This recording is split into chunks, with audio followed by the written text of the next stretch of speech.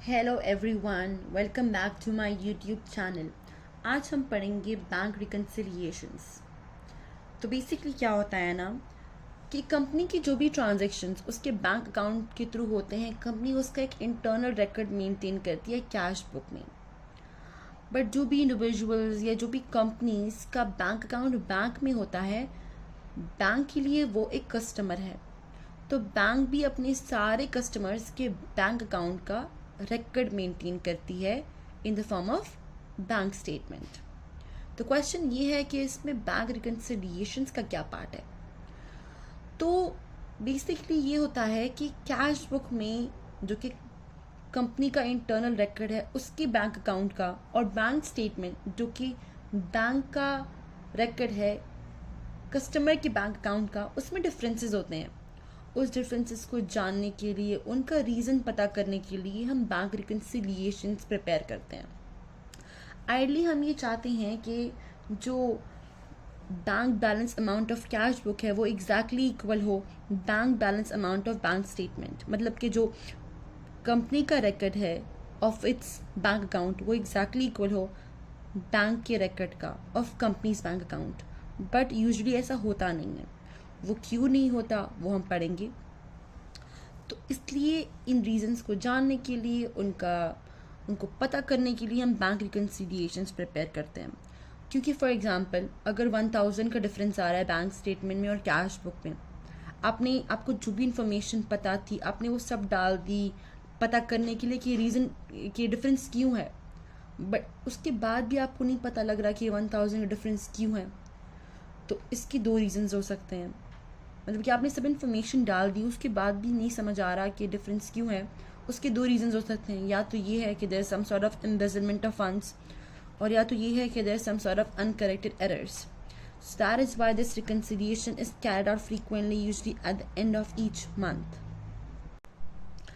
And एक और interesting बात ये है कि debits and credit are reversed in bank statement. For example अगर सपोज यहाँ पे अमाउंट $2024, अगर कैश बुक में वो डेबिट में शो हो रही है तो बैंक स्टेटमेंट में वही से अमाउंट क्रेडिट में शो हो रही होगी।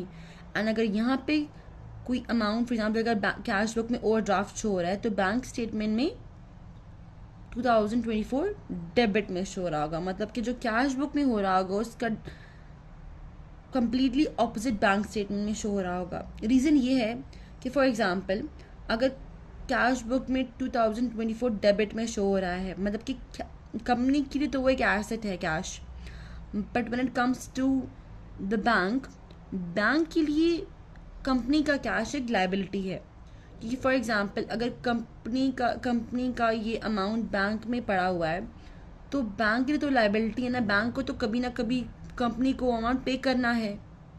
इसलिए जो भी अमाउंट कैश बुक में डेबिट शो हो रही होती है वो एग्जैक्टली ऑपोजिट बैंक स्टेटमेंट में शो हो रही होती है। नाउ द रीज़न कि why would there be any difference between cash book and bank statement, मतलब ऐसा क्यों हो सकता है कि इनके दरमियान कोई डिफरेंस हो। इसके 3 रीजंस होते हैं। या तो कोई errors, there are some errors और omissions by the bank which is very rare. For example ऐसा हो सकता है कि बैंक ने कोई अमाउंट 2 बार डेबिट कर दी हो या 2 बार क्रेडिट कर दी हो। कैश बुक में तो ठीक तरह से शो रहा होगा, लेकिन सपोज बैंक से कोई एरर हो गया है। And second reason is errors और omission in the cash book. For example there could be human error. For example जो आपका कैशियर है उसने 1000 की जगह पर 2000 रिकॉर्ड कर दिया है कैश बुक में, so there could be human errors. तो कैश बुक में मिस्टेक हुई है बट बैंक स्टेटमेंट तो सही से शो रहा होगा ना, तो इसलिए डिफरेंस आ जाता है। Third reason is timing differences, and under this category we have 2 things, unpresented cheque. So what is an unpresented cheque? Unpresented cheque वो चेक होता है जो कि कंपनी ने डिस्पैच कर दिया है सप्लायर को। मतलब कि कंपनी ने अपने कैश बुक में लिख दिया होगा कि 1000 क्रेडिट, मतलब कि 1000 हमने पे कर दिया, लेकिन उसके दरम्यान कुछ टाइम लगेगा जब सप्लायर जाएगा। फॉर एग्जांपल सप्लायर ने वो चेक लिया होगा एंड सपोज सप्लायर ने उस दिन उसको कैश ना करवाया हो, तो इसलिए टाइमिंग डिफरेंसेस हो जाते हैं। तो बैंक को वो चीज़ बैंक स्टेटमेंट में रिकॉर्ड करने में थोड़ा टाइम लगेगा, तो इसलिए वो सपोज कैश बुक में तो शो हो रहा होगा कि हाँ हमने 1000 पे कर दिया सप्लायर को, लेकिन अभी तक सप्लायर ने वो चेक कैश नहीं कराया। तो सप्लायर मतलब कि तब तक बैंक में तो वो चीज़ शो नहीं हो रही होगी। And second thing is uncredit cheque. Uncredit cheque वो चेक होता है जो कि कंपनी को रिसीव हो चुका होता है। कंपनी ने फॉर एग्जांपल लिख दिया 1000 डेबिट, हमें 1000 रिसीव हो गया, लेकिन बैंक को उस चेक को क्लियर करने में कुछ टाइम लग जाता है, तो बैंक स्टेटमेंट में वो शो नहीं हो रहा होगा, तो इसलिए भी ये डिफरेंसेस हो सकते हैं। That was it for today, guys.